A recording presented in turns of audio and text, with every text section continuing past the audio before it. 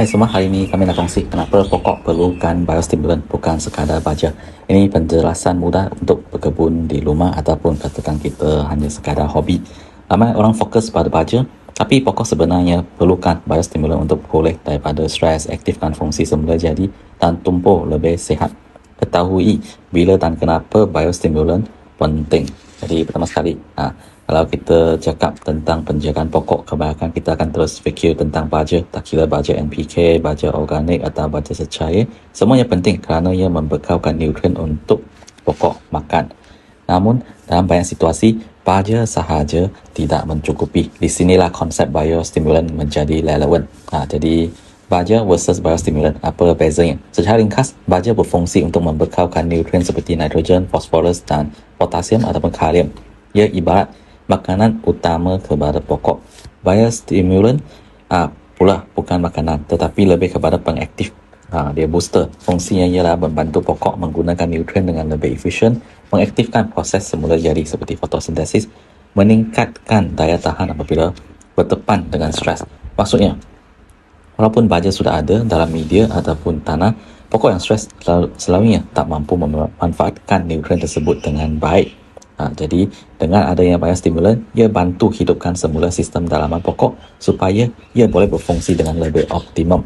Jadi, pada peringkat mana, bilakah pokok paling perlukan biostimulan? Jadi, biostimulan sangat berguna dalam situasi di mana pokok berada di keadaan tertekan ataupun tidak stabil. Contohnya, pokok baru transplanting. Jadi, kita baru pindah tanam, dia mungkin mengalami transplanting shock. Jadi, akar biasanya terganggu, pokok mudah layu, daun menguning, atau pertumbuhan terhenti buat sementara. Biostimulan boleh bantu akar menyesuaikan diri dan pulih dengan lebih cepat. Contohnya amino acid, ada unsur-unsur yang aktifkan akar. Lepas itu, cuaca ekstrim, panas terik ataupun hujan berpanjangan, cuaca yang tidak menentu menyebabkan pokok jadi lemah, panas melampau boleh menyebabkan kehilangan air berlebihan, manakala hujan berterusan pula boleh menjejaskan akar.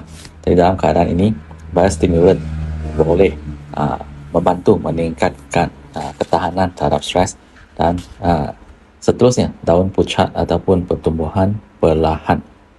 Daun yang pucat, internode yang terlalu panjang ataupun pucuk lambat keluar seling menandakan pokok tidak berfungsi secara optimum, bukan semata-mata kekurangan baja. Biostimulan boleh menyokong proses fotosintesis dan metabolisme pokok.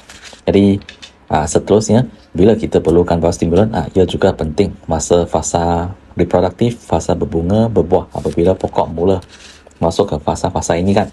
Jadi keperluan tenaga yang meningkat. Biostimulan membantu menyokong proses ini supaya pokok lebih stabil dan tidak mudah gugur bunga ataupun putik. Dan last sekali, tanaman dalam pasu, pokok dalam pasu sering berdepan dengan masalah media yang cepat penat ataupun akar yang padat kerana dia punya potensi terhad kepada pasu di mana kita tanam tanaman itu. Dia tak macam tanah dekat lapangan. Jadi biostimulan membantu persekitaran akar menjadi lebih mesra, menyokong fungsi akar walaupun ruang terhad. Ia juga menggalakkan mikrob-mikrob bermanfaat dekat tanah tersebut.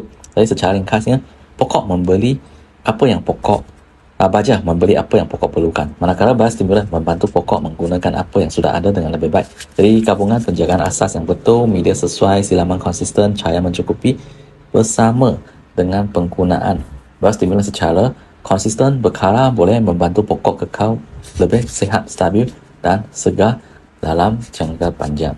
Jadi untuk ringkasan, biostimulan diperlukan apabila pokok mengalami stres seperti selepas pindah tanam, cuaca ekstrim, pertumbuhan perlahan ataupun fasa berbunga. Tidak seperti baja yang membekalkan nutrien. Biostimulan membantu mengaktifkan fungsi semula jadi pokok supaya nutrien digunakan dengan lebih efisien. Itu saja untuk sesi perkongsian hari ini. Terima kasih semua.